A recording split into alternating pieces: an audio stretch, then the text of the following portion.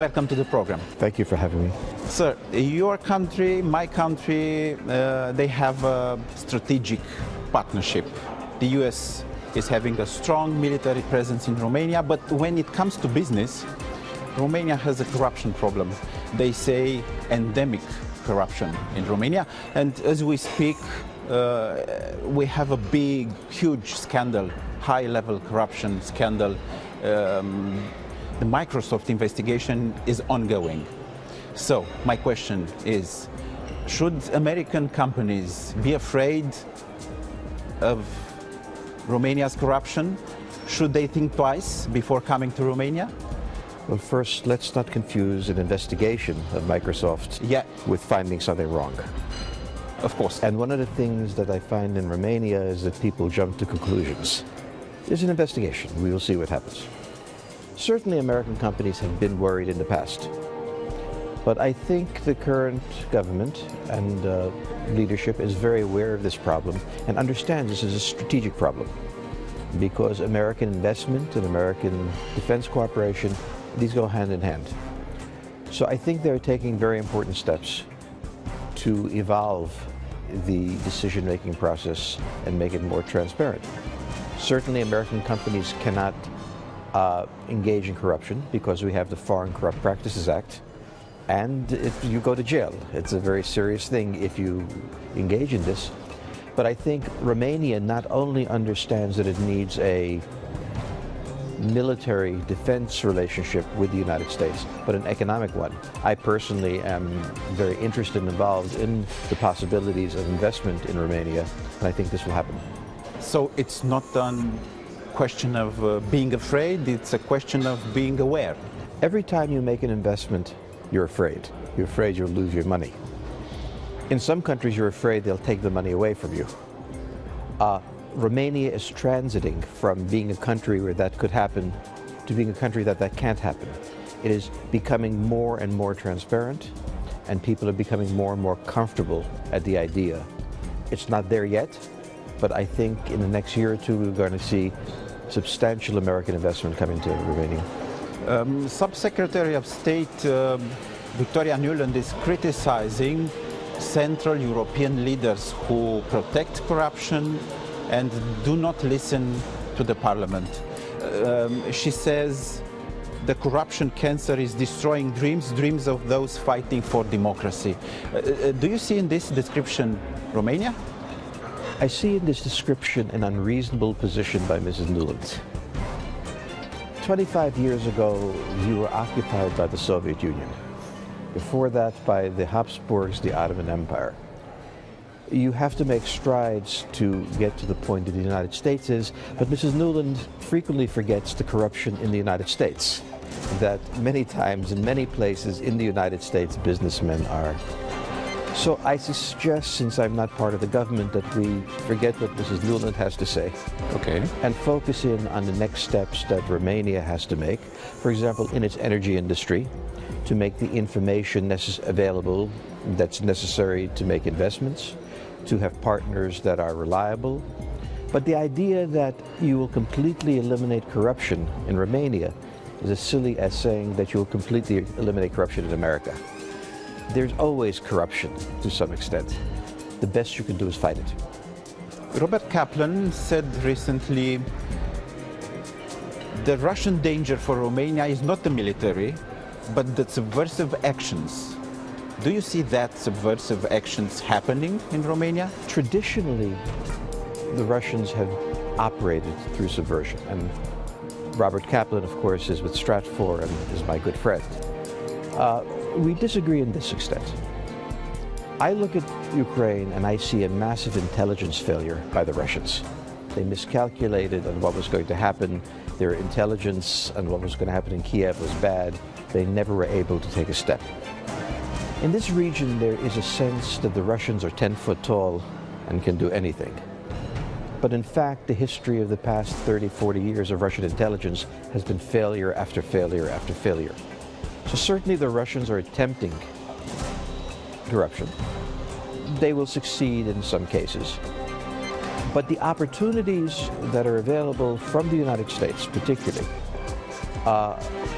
through honest investment are substantially greater than what the Russians have to offer through under-the-table investment. So I'm very happy to have a competition between Russian subversion and American open investment. I think the Russians are weaker than the Romanians think, and I disagree with my dear friend, Robert. He overestimates them too. Last week I was in Houston, and the big energy companies there and their representatives told me all the demonstrations we had in Romania against fracking were subsidized by the Russians. Do you agree? Do you know that happened? I think there are many movements. I think one of them is that the Russians don't want to see Romania develop into an alternative energy source. There are also environmentalists who are afraid of fracking. So as in any movement, there are many elements. The presence of the Russians does not mean the Russians are in control. So I do think that the Russians have an interest in making certain that you don't develop. Romania has to recognize that the Russians have this interest, and Romanians have to realize that this is a tendency they have to resist. Not on the fracking question, there are many things to be said, although I think fracking is a necessary new technology. But I think you need to be aware of the Russians. You can't be paralyzed by them. Does Romania have enemies, real enemies in the area or extended area? The history of Romania is a history of enemies. Right. Your history is not over, it goes on. I think that we should think in terms of interests. The Russian interest and the Romanian interest are very different.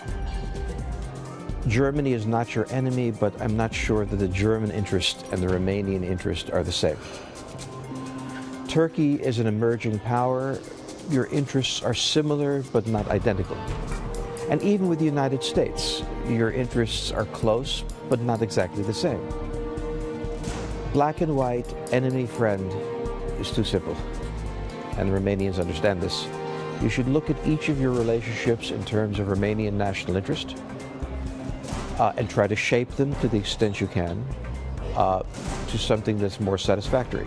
No relationship will be perfect, but of course Romania has competitors, people who could become enemies, people who would like to be friends. You live in a very complicated place, and your life is very complicated. I'm going back to Russia. You said Russia is weaker and weaker, but they are talking again about their nuclear power. Is that a real threat or some kind of stereotype, Cold War stereotype? We got through the Cold War without ever using nuclear weapons against each other. What the Russians are trying to do is to remind the world that they are still a nuclear power and that there are limits to which you can push them because they might use them. I don't think they will. But they wouldn't be talking about that if they weren't weak in other areas. So the United States very rarely talks about its nuclear capability. It has other issues. To me, the fact that they have referred to their nuclear capability indicates how worried they are. That they would have to go to such an extreme in a hope of blocking other countries. So again, the Soviet Union collapsed in 1992. Putin has done very well in trying to pull it together and save the Russian Federation. But in the end, the only thing the Russian Federation has to offer the world is energy. And while in the short run this is a powerful thing, they need energy, oil at a price of $70, $80 a barrel. And they're not Saudi Arabia. They don't control the price of oil. So Russia is a country that is frightened. It has short-term power, it has money, it has influence. But remember, Russia had this before '92. So I would say let's keep the Russians in perspective. Understand that the weaker they get, the more dangerous they get because they have to do something. Never discount them, treat them with respect, but let's not overestimate them. In one of your recent papers, you emphasized the effect, the contagion effect on Europe of Scotland independence referendum.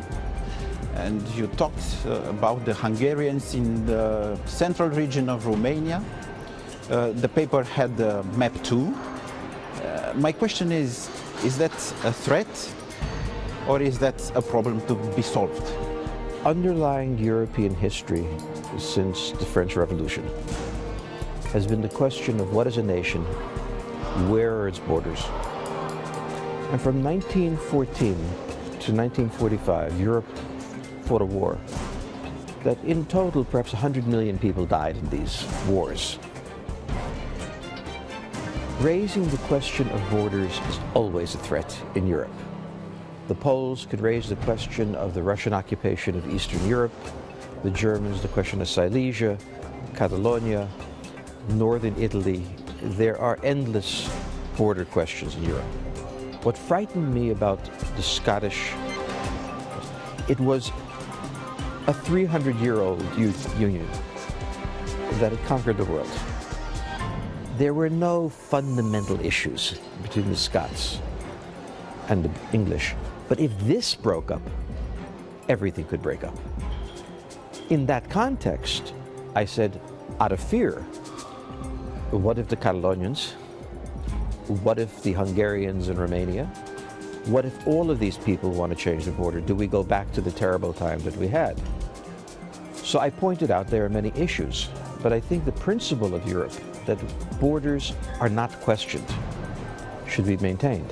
I think Kosovo was unfortunate because it raised the question. The breakup of the Soviet Union was very good, but on the other hand, it raised the question of borders. Certainly, I mean, nobody who is unfamiliar with the situation doesn't think that there is a question of the Hungarian-Romanian border. It's sufficient for one side to raise the question. Both don't have to. But to me, the problem is for Europe to make sure that it isn't raised, particularly right now when we have a Russian issue, when Romania is our ally in this, when Poland is our ally, when Hungary should be an ally. This is the last time the United States would want to see the Hungarian issue in Romania raised. So there are many issues that are real and we should not discuss. And what scared me about Scotland is that one, everything else will be opened. Is that medicine for the Hungarian problem, for the Catalan problem, for the... Well, if Scotland can leave England, everything is possible. You now have every question opened. We have to remember that 45% of the Scots voted for independence. The devolution of Europe, the breakup of various borders, the shifting of borders opens the door to the same issues that drove 1914 and 1939. This is a place that Europe does not go to. It's having enough of a crisis economically to have a geopolitical crisis on top of that. This could rip Europe apart. So I wrote that piece to remind everybody that if Scotland gets independence, all of these other questions are now on the table.